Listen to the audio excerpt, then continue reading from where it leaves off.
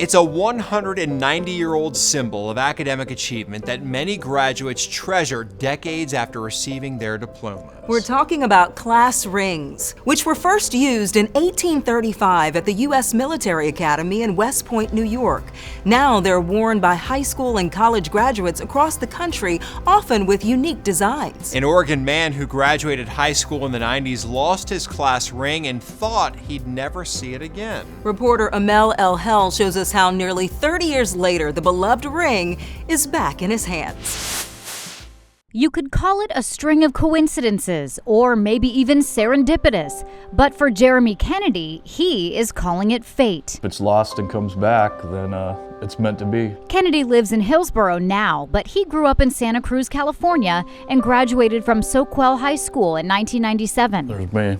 Like most graduates in the 90s, Kennedy saved up his money to purchase a class ring. I got the ring at the beginning of my senior year in 1997.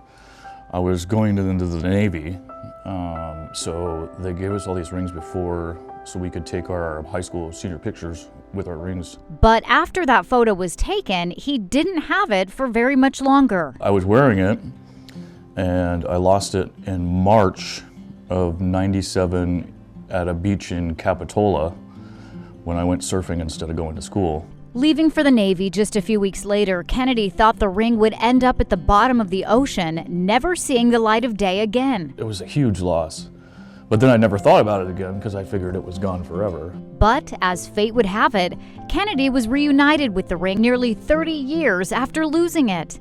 I never thought I would see this again. And it's all thanks to this woman who just happened to be in the right place at the right time. I was shocked. I was shocked. Lisa Crouch grew up in Capitola and now lives just a few miles away from the beach and often heads down to look for sea glass. I tend to just dig through the rocks because that tends to be where you find the best pieces of sea glass. And I came across Jeremy's ring. She went to social media to try to find the ring's owner, hoping she'd have a good chance since the ring had his last name, where and when he went to high school, and the position he played in football. I put it on social media and some of my acquaintances knew him. And just like that, within a matter of days, Crouch contacted Kennedy online and made a plan to get the ring back to where it belongs. I've heard about things like this happening, but obviously you never think that it's gonna happen to you. I'd really appreciate, that she put it in the mail,